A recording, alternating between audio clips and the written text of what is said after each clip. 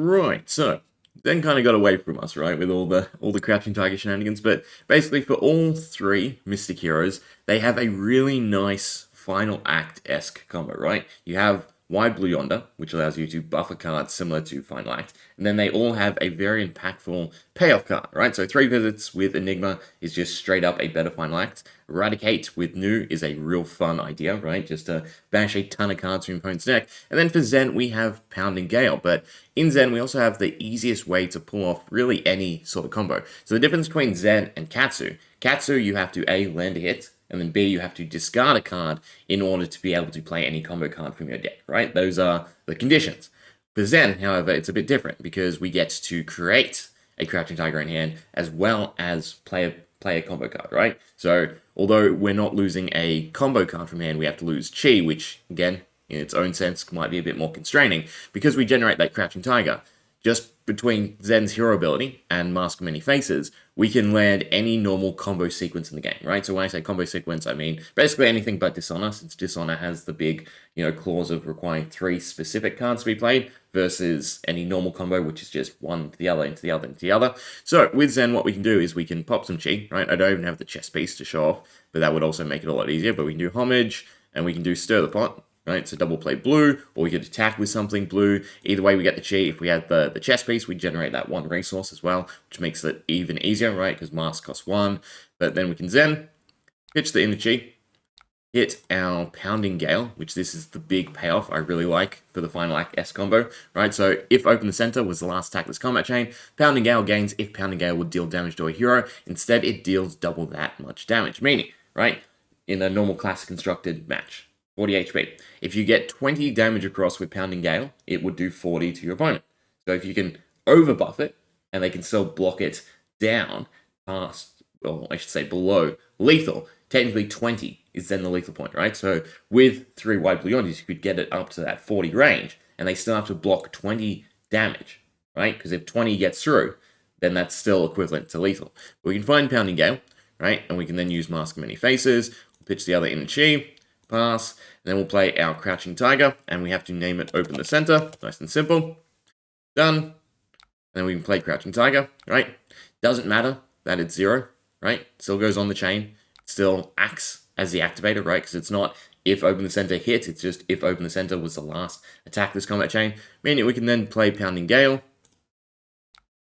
and it should do its effect for 10, right? So 10 damage just off of a naked Pounding Gale without any, again, build around, right? So what I really like about this, again, compared to Enigma and New, well, New you can take a really wonky Eradicate build where you take a Mask of Malicious Manifestation to find out, but again, through Zen, we have 2 cards on board that guarantee that whenever we're ready, we can find the combo, right? All we need in hand is Chi and, stuff to cycle, stuff to buff it up or anything like that, and we can just click the buttons, right? We get our name proc off Mask of Many Faces, and we get Pounding Gale off of Zen, as well as the Crouching Tiger to use Mask of Many Faces on. So even if our hand is just all, say, attack reactions, right, that's still a valid use, and that works with, again, any combo in the game to make it a nice, powerful tempo play, in my honest opinion. But, of course, for us, it doesn't end there, no. We have to check the max damage, right? So doing our normal shenanigans, right, with cash out, just trying to draw through our deck, you can get to 28 cards. 28 card deck, so half the card deck, right, for the combo. We get 11 cards pitched, 3 Wide Blue Yonders, still 2 cards over and technically a Crouching Tiger, right? So the idea is instead of using the Mask of Many Faces, we have Shifting Winds so that we can then Tiger. We can then name it Open the Center, right? It's only 4 damage, doesn't really matter. Submit, hit or not, right? Still pressuring, right? If they let the 4 through because they think something worse is coming, i.e. Tiger Swipe, i.e. Pounding Gale, I don't know. Can they see off of Zen what card you banish? They can't, can they? No, perfect. Right? So if they let the Tiger through, that's still 4 damage off. And that makes the lethal range for Pounding Gale, significantly better. But then we can play Pounding Gale, and we have to pitch 1 more card, so get rid of the cash out. So it's actually 12 blue, right? And then we can just pump it. So 8 becomes 20, and that becomes 32, followed by a whopping 44. So we're threatening 44, but in a normal CC, right, with no healing, they'd have to block 24 of that damage, right? So, max or average from hand, call it 12, 15, and then 2 per piece. What would that be? 8. So 23. So it would do 21 and then double itself because of Pounding Gale, right? So it would still most likely get lethal across, right? But that's again using the full brunt of the combo. But what you can do is take a nice little aggro set, right? Rather than this, where you can still have again Mask Many Faces on board, along with Zen and a few White Blue Unders, or some other, choice attack reactions, because there are some good ones, right? And that way you can, again, play aggro Zen and then use Pounding Gale as the finisher. But of course, I like, again, aiming for the final act combo. So we'll run through the deck that I will be testing or playing around with, right? Similar to the 3 Visits Enigma. Okay, so here we are. Zen, right? Breaking Scale, Crown. Again, Crown and Mask of Many Faces depends on how greedy you want to be, right? Again, having the ability to have the combo on board rather than having to find the pieces in hand is significantly better. So Mask of Many Faces is better tempo, but I always just like the greed of Crown and Dominion, especially with 12 petals, right? 2 Transcend cards makes the gold free. So that in itself is nice for, again, improving tempo. 2 daggers, Mage Master for the 1 tome, and then of course 12 petal, right? The glue of most of Zen's shenanigans. And then for the actual combo, which we just went through, right? 28 cards, and that's what you can draw through in terms of pitching and drawing. So we end up pitching 12 cards, drawing the rest, which is still pretty nice, right? Half your deck you can draw through. So Pounding Gale, again, fine with Zen. You could run 3 copies if you really wanted. I don't know if you actually take Open the Center. I haven't actually... What is Open the Center's main effect? But we were running Shifting Winds, which is the other big interesting take, because I actually... The more I try and use Shifting Winds, the more I really hate it. So Open the Center requires Head Jab, gets Go Again and Dominate. That's kind of alright, right? You take Pummels and do something big with that. But the reason I don't like Shifting Winds is it works horribly with 12 petal, right? That it's just... I never like the situation. So it costs 1, but you want to pitch Chi to create those 2 extra Crouching Tigers, right? Because 2 extra Crouching Tigers is just fantastic. Granted, the name effect is strong in itself. What this means is if you transcend and you get your Chi card, you can't proc 12 petal. So if you gain the 1 resource from 12 petal, you need to spend that 1 resource before you can pitch the Chi before Shifting Winds. And that scenario is just a headache to me all the time, right? So I do think I rather Mask Many Faces and Breaking Scale, and then we've got, a nice big maybe pile, right?